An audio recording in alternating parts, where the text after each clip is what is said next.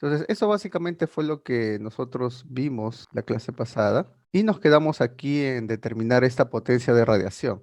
Lo que pasa es lo que se mide es la potencia de radiación y es justamente lo que me da esta forma, ¿no? que tiene esta distribución. Entonces, como yo les decía, ¿no? Cuando uno tiene un experimento, la idea es que tanto el experimental como el teórico puedan dar una predicción de este fenómeno. Podamos nosotros, a partir del fenómeno, obtener leyes físicas. Entonces, a partir de esto, ahora lo que vamos a tratar de determinar es cómo sería esta función. ¿Por qué la función tiene esta forma, no? A partir de los conocimientos que tengamos acerca de la radiación. Entonces, lo primero que voy a trabajar es la ley de Stefan-Boltzmann, que es la emisión de radiación, ¿no? Ahora voy a hacer algunos cálculos previos antes de ir a lo que me interesa, que sería conseguir esta función de aquí. Esta es la función que quiero conseguir, ¿no? Entonces quiero mostrarles cómo se hizo. La ley de Stefan-Boltzmann es la ley, por ejemplo, de radiación del cuerpo negro. Es básicamente determinar de qué depende esta potencia de radiación en función de la temperatura. Noten que aquí la radiación está en función de la densidad de energía y la densidad de energía todavía es algo que no podemos medir. Lo que nosotros debemos entender es que cuando tenemos este fenómeno, básicamente se nota de que para una temperatura dada, la función que tenemos aquí tiene una forma específica, ¿no? Entonces, esa dependencia con la temperatura que se da es lo que nosotros queremos calcular. Entonces, ¿cómo sería esta ley de Stefan Boltzmann?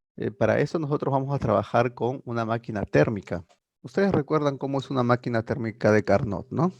A ver, ¿cuál es su Es, proceso termodinámico? ¿Te acuerdas?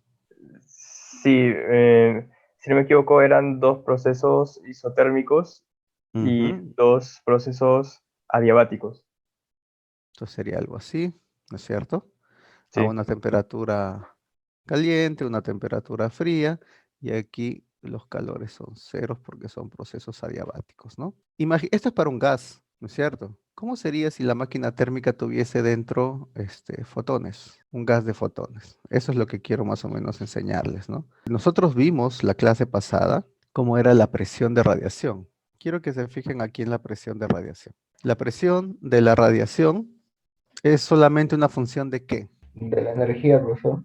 De la energía. Y la energía de los fotones, según lo que ustedes ven aquí, ¿de qué dependería? Depende de la temperatura. Depende de la temperatura. Por lo tanto, para un gas de fotones, la energía depende solo de la temperatura y la presión depende solo de la temperatura. Entonces es algo un poco raro porque si esto, a ver, vamos, regresamos aquí. Si la presión es una función solo de la temperatura y yo tengo un proceso isotérmico como este, donde la temperatura es constante, quiere decir que para el caso de fotones, la presión también tiene que ser constante. Entonces, si yo tuviese una máquina térmica hecha con fotones, con un gas de fotones, una máquina térmica de Carnot hecha con fotones, eso quiere decir entonces que nosotros tendríamos que el proceso termodinámico de Carnot, el proceso isotérmico sería equivalente a un proceso isobárico, ¿no? ¿No es cierto? Por lo tanto, para el caso particular, ¿ah? Para el caso particular de una máquina de Carnot que tiene justamente un gas de fotones, el proceso de Carnot sería así. El proceso isotérmico sería presión constante. Entonces, una de las cosas que voy a calcular aquí sería, por ejemplo, cuánto es el calor, ¿no? Voy a calcular el calor que está ingresando. En general, para cualquier proceso termodinámico, cuando yo obtengo el calor, ¿cómo lo determino? Por la primera ley de la termodinámica, ¿no es cierto? Entonces aquí estoy aplicando la primera ley de la termodinámica y por lo tanto yo tendría que, bueno, en realidad es cualquiera de estos dos, ¿no? Las dos son procesos muy parecidos. Tendría presión por la variación de volumen en este proceso de expansión. Sería, por ejemplo, el trabajo que se está haciendo al sistema. Más la variación de energía interna me daría justamente el calor que está ingresando. Ahora, la presión estoy sustituyendo por la tercera parte de la densidad de energía, que es lo que habíamos encontrado anteriormente. Y la energía interna, la variación de energía interna, lo estoy colocando como la densidad de energía por la variación de volumen. ¿No? Porque la energía interna inicial sería la densidad de energía por el volumen aquí, La energía interna final sería la densidad de energía por el volumen aquí, ¿no? Porque esta es una densidad. Entonces, de esta manera encuentro de que el calor, bueno, ya sea positivo o negativo en cualquiera de los casos, dependiendo de si la variación de volumen es positiva o negativa, va a ser 4/3 de la densidad de energía por la variación de volumen. Y ahora lo que voy a hacer es determinar cuánto es el área, el trabajo que está aquí. Pero para determinar cuánto vale esa área, lo que quiero que noten es que cuando tenemos esto de acá, esto que sería la variación de temperatura es infinitesimal. Por lo tanto, prácticamente es una diferencial de temperatura. Para variaciones de volumen grandes, la temperatura del gas de fotones no va a mudar mucho. Entonces, esta diferencia de temperaturas es infinitesimal, igual que esta variación de presión sería infinitesimal. Por lo tanto, el trabajo que tenemos aquí lo puedo calcular como si fuese todo esto, toda esta longitud por esta altura, ¿no? Porque incluso este proceso adiabático que tenemos aquí es prácticamente vertical. Entonces es como si estuvieras calculando el área de un rectángulo. Por lo tanto, este trabajo que tenemos aquí sería la variación de volumen, que es la base de este proceso, de este ciclo, multiplicado por la diferencial de presión, que sería esta altura que está aquí, ¿no? Que sería el área. Entonces tienes el calor que entra, tienes el trabajo, por lo tanto, podrías tú determinar cuánto es la eficiencia, ¿no es cierto?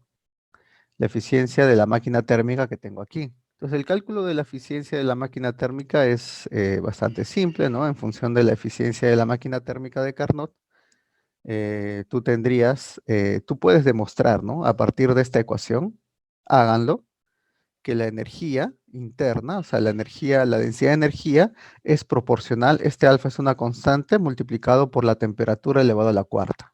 Y esta es la ley de Stefan Boltzmann, ¿no? Esa es la dependencia entre la densidad de energía que tenemos juntamente con la temperatura. Entonces, si nosotros regresamos a la ecuación de la potencia de radiación, la potencia de radiación sería esto multiplicado, era un cuarto, ¿no? Un cuarto de U sería un cuarto de C de U, ¿no? Sería un cuarto de alfa por CT a la cuarta. Lo que no tenemos es este valor de alfa, pero esa proporcionalidad que tenemos ahí se calcula experimentalmente y todo este conjunto de números bueno, se coloca, son absorbidos a través de una sola constante, que es la constante de Boltzmann. Entonces, la constante de Boltzmann me da a mí cuánto sería la potencia irradiada en función de la temperatura, ¿no? Noten que me sale justamente las unidades que necesito, ¿no? Watt por metro cuadrado. ¿Está bien? ¿Hasta ahí alguien tiene alguna pregunta? Lo que acabamos de deducir, teóricamente hablando, y es así como se hizo inicialmente, es la ley de Boltzmann de la potencia de radiación de un cuerpo negro. Sí, profesor. ¿Ya? Entonces, ya tenemos con esto que la potencia de radiación es proporcional a la temperatura de la cuarta, igual que la densidad de energía es proporcional a la temperatura de la cuarta. Ahora vamos a tratar de determinar alguna ecuación asociada a la distribución de energía que teníamos anteriormente, ¿no? O sea, a este gráfico que tenemos aquí, a esta distribución.